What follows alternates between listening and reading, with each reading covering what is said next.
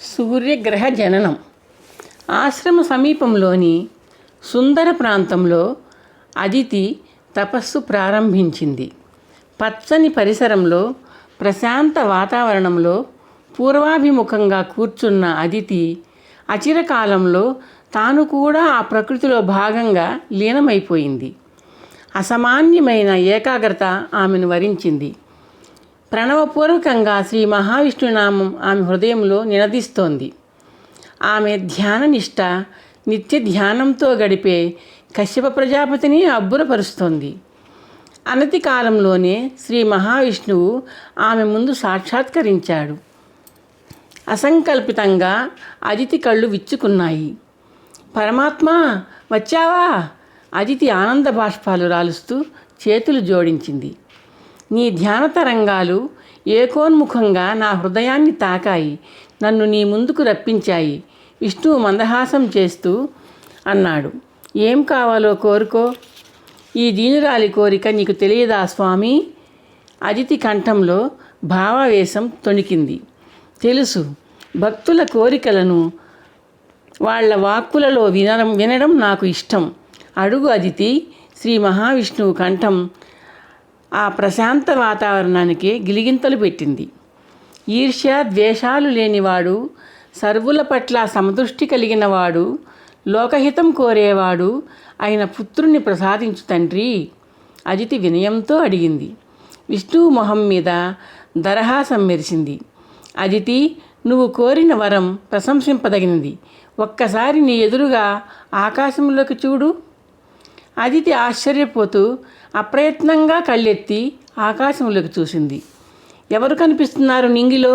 విష్ణువు ప్రశ్న ఆమెను హెచ్చరించింది. సూర్యభగవానుడు స్వామి. అదితి సమాధానమిచ్చింది. ఇప్పుడు నీ ఎదురుగా ఉన్న పూల మొక్కను, ముళ్ళ పొదను చూడు. విష్ణువు చిన్నగా నవ్వాడు. అదితి అసంకల్పితంగా చూసింది. పూల మొక్క, ముళ్ళ పొద రెండూ సూర్యకాంతిలో మెరుస్తున్నాయి. ఆ రెండు మొక్కల మీద సూర్యరశ్మి సమానంగా పడుతోంది కదా.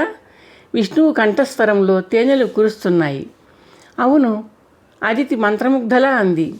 సకల ప్రాణుల పట్ల, సకల అచర ప్రపంచం పట్ల సమదృష్టి కలిగినవాడు, సర్వలోక హితాలు కోరేవాడు ఆ సూర్యుడు. ఆ సూర్యుడే నీ పుత్రుడుగా జన్మిస్తాడు. స్వామి. అదితి కంఠం వణికింది.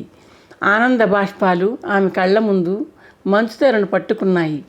ఆ సూర్యుడు ఎక్కడున్నాడో తెలుసా? విష్ణువు నవ్వుతూ అన్నాడు. ఊర్ధ్వలోకంలో, జ్యోతిర్మండలంలో, నీకు కనిపిస్తున్న గోళాకారంలో ఉన్నాడు. సూక్ష్మాతి సూక్ష్మమైన రూపంలో ఇదిగో నా కుడికంటిలో ఉన్నాడు. అదితి శరీరంలో ఏదో గగుర్బాటు. చర్మచక్షువులకు కనిపించని మహాసూక్ష్మ రూపంలో నా దక్షిణ నేత్రంలోనూ, కంటికి కనిపిస్తూ తదేకంగా చూడలేని తీక్షణ గోళాకారంలో నింగిలోనూ ఉన్న ఆ వెలుగు వేలుపు సశరీరంగా నీ పుత్రుడుగా జన్మిస్తాడు. స్వామి, స్వామి, నేనెంత ధన్యురాల్ని, ఎంత అదృష్టవంతురాల్ని! అదితి వణికే కంఠంతో అంటోంది. అవును అదితి, నీవు మహాభాగ్యశాలినివి.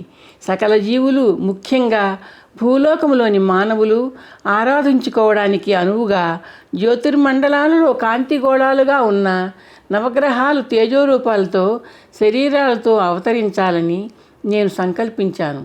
నీ ద్వారా నవగ్రహాల ఆవిర్భావాలకు ఆరంభం జరుగుతుంది. నా అంశ కలిగిన సూర్యుడు నీ గర్భవాసాన జన్మిస్తాడు. శ్రీ మహావిష్ణువు గంభీరంగా అన్నాడు.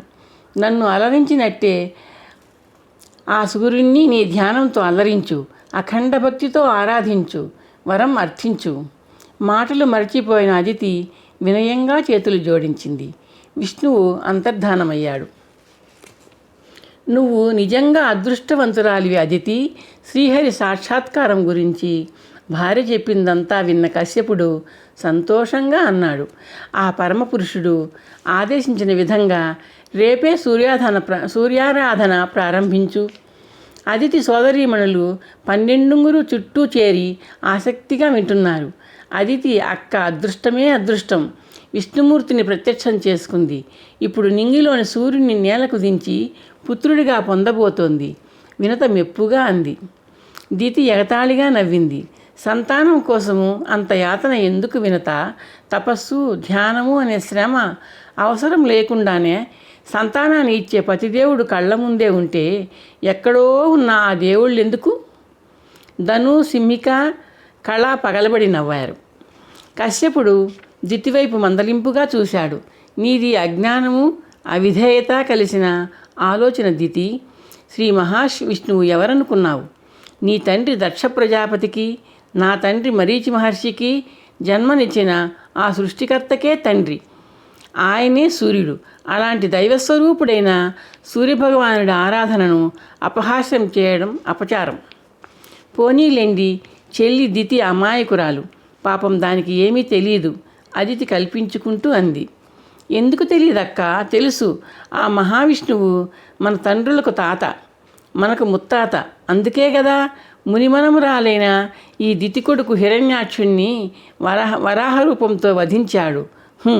దితి అక్కసు వెళ్ళగక్కుతూ అక్కడి నుంచి వెళ్ళిపోయింది. వినత, కద్రువ, ముని తప్పించి మిగతా సోదరీమణులందరూ దితి వెంట వెళ్ళిపోయారు. దితి మాటల్ని మర్చిపో అక్క, నీ సూర్యారాధన ప్రారంభించు అంది వినత.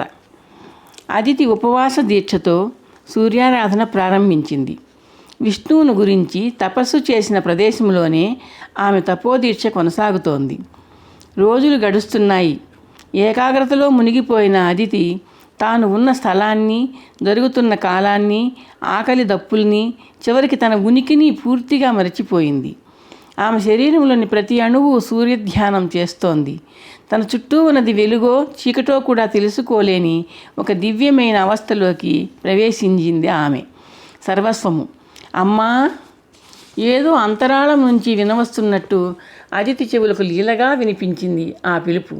ఆ పిలుపులోని మాధుర్యం అదితి విమీలత నేత్రాలు వెచ్చుకునేలా చేసింది. అమ్మా!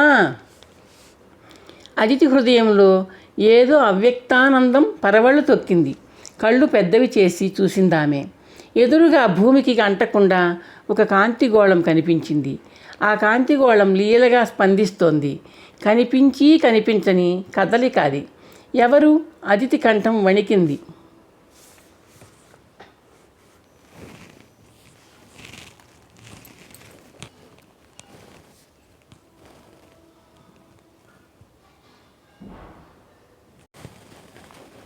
నేనే సూర్యుణ్ణి. మౌన భాషతో పిలిచావుగా, వచ్చాను. కాంతిగోళంలోంచి స్పష్టంగా వినిపించింది సూర్యుడి కంఠం. తండ్రి! ఆనందోద్రేకంతో అదితి కంఠం సన్నగా వణికింది. గగుర్పాటుతో ఆమె లతలాంటి శరీరం వణికింది. వచ్చావా తండ్రి అంది అదితి పారవస్యంతో. నాకు తల్లి కావాలనుకున్నావుగా, అందుకే వచ్చాను. నీ గర్భవాసాన విశ్రాంతి తీసుకుని నీ బిడ్డగా జన్మించి నీ ఒడిలో ఆడుకుంటాను. సూర్యుడి మాటల్లోని మధురిమ అదితిని ఉక్కిరిబిక్కిరి చేస్తోంది. అది నా అదృష్టం తండ్రి.